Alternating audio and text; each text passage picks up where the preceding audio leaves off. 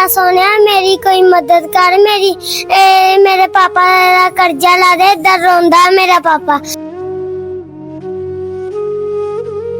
अस्सलाम वालेकुम रहमतुल्लाहि व बरकातहू जी। की हाल चाल सारे दा, उम्मीद करदा ठीक होवोगे।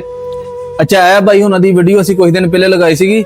मियानी पिंड रहिंदे आ, रोजगार की वजह तो बड़े परेशान से। जो असीं इन्हां दे घर जाके घर दे हालात देखे, इन्हां दी मिसिस दा भी ऑपरेशन होया सीगा और इन्हां दा बेटा एक छोटा, एक उस तो बड़ा, ओहदा भी बाजू टुटिया सीगा।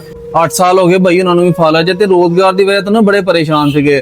और जो घर दे जाके असीं हालात देखे, घर दियां अद्धियां दीवारां सीगियां, घर खाण वास्ते आटा भी नहीं सीगा हैगा। अज अलहमदुलिल्लाह असीं है भाई इन्हां को शोरूम ते आए आ। इन्हां नूं इत्थे बुलाउण दा मकसद यह सीगा कि इन्हां दी मर्जी दे मुताबिक असीं इन्हां नूं रोजगार बना के दे दिन्ने। तुहानूं इस करके बुलाया वा कि तुसीं अपनी पसंद दी चीज इत्थों लैके जाओ। बिल्कुल जी, तुसीं सानूं पसंद दी लैके दित्ती है। सानूं असीं जिद्दां दी किहा वा सानूं उदां दी तुसीं शै लैके दित्ती है। ਇਹ ਅੱਲਾਹ ਤਾਲਾ ਦੀ ਤਰਫੋਂ ਆ, ਅਸੀਂ ਨਹੀਂ ਕੁਝ ਵੀ ਕੀਤਾ। ਇਨਸ਼ਾਅੱਲਾ ਜਲਦੀ ਇਹਨਾਂ ਨੂੰ ਰਕਸ਼ਾ ਪਰਚੇਜ਼ ਕਰਾ ਕੇ ਇਹਨਾਂ ਦੇ ਅਸੀਂ ਪਿੰਡ ਜਾਣਾ, ਉੱਥੇ ਜਾ ਕੇ ਇਹਨਾਂ ਦੇ ਹੈਂਡਓਵਰ ਕਰਦੇ ਆ। ਇੱਥੇ ਸਿਰਫ ਇਹਨਾਂ ਨੂੰ ਇਸ ਕਰਕੇ ਬੁਲਾਇਆ ਸੀਗਾ ਤਾਂ ਕਿ ਆਪਣੀ ਨਾ ਮਰਜ਼ੀ ਦੀ ਚੀਜ਼ ਲੈ ਲੈਣ। ਅੱਛਾ, ਇਹ ਸਾਡੀ ਮੁਹੱਬਤ ਵਾਲੇ ਭਰਾ ਵਾ, ਇਹ ਵਾਰਸਪੁਰਾ ਰੋਡ ਤੇ ਇਹਨਾਂ ਦੀ ਦੁਕਾਨ ਆ। ਰਫੀਕ ਕਾਰਪੋਰੇਸ਼ਨ ਤੋਂ ਉਹਨਾਂ ਦਾ ਆਇਆ ਸ਼ੋਰੂਮ ਆ ਤੇ ਅਲਹਮਦੁਲਿਲਾ ਇਹਨਾਂ ਕੋਲ ਅਸੀਂ ਕੱਲ ਆਏ ਸੀਗੇ। ਬੜੀ ਪਿਆਰ ਮੁਹੱਬਤ ਕਰਦੇ ਆ। ਇਜਾਜ਼ ਭਾਈ ਕਿਸ ਤਰ੍ਹਾਂ, ਠੀਕ ਠਾਕ ਹੋ? अलहमदुलिल्लाह फर्स्ट क्लास। ਅੱਛਾ, ਇਹਨਾਂ ਦਾ ਜਿਹੜਾ ਰਕਸ਼ਾ ਤਿਆਰ ਹੋ ਰਿਹਾ ਸੀ ਤੁਹਾਨੂੰ ਜੀ ਜੀ, ਉਹ ਦਿਖਾਉਂਦੇ ਆ, ਤਿਆਰ ਹੋ ਰਿਹਾ ਆ ਤੇ ਆਓ ਚੈੱਕ ਕਰਵਾਓ ਇਹਨਾਂ ਨੂੰ ਭਾਈ। ਇਹਨਾਂ ਦੀ ਪਸੰਦ ਦੀ ਗੱਡੀ ਪਾਈ ਹੈ, ਜਿਹੜੀ ਇਹਨਾਂ ਨੇ ਕਹੀ ਉਹ ਵੀ ਪਾਈ ਭਾਈ ਇਹਨਾਂ ਨੇ। ਲੋ ਜੀ, ਇਹ ਮਾਸ਼ਾਅੱਲਾ ਰਕਸ਼ੇ ਦਾ ਬਸ ਫਿਟਿੰਗ ਹੋ ਗਈ, ਥੋੜਾ ਜਿਹਾ ਰਹਿ ਗਿਆ ਵਾ ਕੰਮ। ਅੱਲਾ ਖੈਰ ਕਰੇ। ਤੁਹਾਡੀ ਮਰਜ਼ੀ ਦੀ ਮੋਟਰਸਾਈਕਲ, ਤੁਹਾਡੀ ਮਰਜ਼ੀ ਦੀ ਬਾਡੀ ਆ।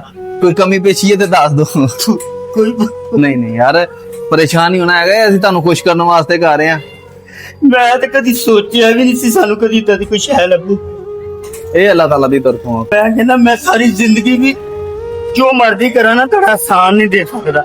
ਇੰਨਾ ਕੁ ਵੱਡਾ ਤੁਸੀਂ ਮੇਰਾ ਘਰ ਦਾ ਰਿਜ਼ਕ ਚਲਾ ਦਿੱਤਾ ਨਾ, ਤੇ ਤਾਂ ਜ਼ਿੰਦਗੀ ਮੈਂ ਕਦੀ ਭੁੱਲਾਂਗਾ ਨਹੀਂ ਇਸ ਰਿਜ਼ਕ ਨੂੰ। ਤੇ ਮੇਰੇ ਵਾਸਤੇ ਤੁਸੀਂ ਬਹੁਤ ਜ਼ਿਆਦਾ ਕਰਤਾ, ਇੰਨਾ ਕੁ ਜ਼ਿਆਦਾ ਕਰ ਦਿੱਤਾ ਵਾ, ਹੱਦ ਤੋਂ ਜ਼ਿਆਦਾ। ਅਸੀਂ ਕੀ ਕਰਨਾ ਜੀ, ਅਸੀਂ ਬਸ ਛੋਟੇ ਜਿਹੇ ਵਸੀਲੇ ਆ। ਇਹ ਅੱਲਾਹ ਤਾਲਾ ਦੀ ਤਰਫੋਂ ਹੀ ਨਿਜ਼ਾਮ ਬਣੇ ਹੋਏ ਆ, ਅੱਲਾਹ ਤਾਲਾ ਨਹੀਂ ਚਲਾਣੇ ਆ। ਤੇ ਇਹ ਇਹਨਾਂ ਨੇ ਜਿਹੜਾ ਕਲਰ ਕਿਹਾ ਇਹਨਾਂ ਨੂੰ, ਉਹ ਕਲਰ ਪਸੰਦ ਕਰਾਤਾ। ਜਿਹੜੀ ਮੋਟਰਸਾਈਕਲ ਗਏ ਇਹਨਾਂ ਨੂੰ, ਮੋਟਰਸਾਈਕਲ ਇਹਨਾਂ ਦੀ ਮਰਜ਼ੀ ਦੇ ਮੁਤਾਬਕ। पापा ना फिर जाना वाले उठ के ना रोंदा वा, अल्लाह सोनिया मेरी कोई मदद कर, मेरे पापा दा कर्जा ला दे, इधर रोंदा मेरा पापा रोज ही जाना वाले। ਤੁਹਾਨੂੰ ਨਵਾਂ ਰਕਸ਼ਾ ਲੈ ਕੇ ਦਿੱਤਾ ਨਾ, ਉਹਨਾਂ ਤੇਰਾ ਭਾਈ ਤੇ ਮਿਹਨਤ ਕਰੂਗਾ ਤੇ ਹੁਣ ਘਰ ਦਾ ਨਿਜ਼ਾਮ ਚਲਾ ਲੂਗਾ। ਸਹੀ ਹੈ ਨਾ? अल्लाह पाक आसानियां पैदा करे जी। ਹਾਂ।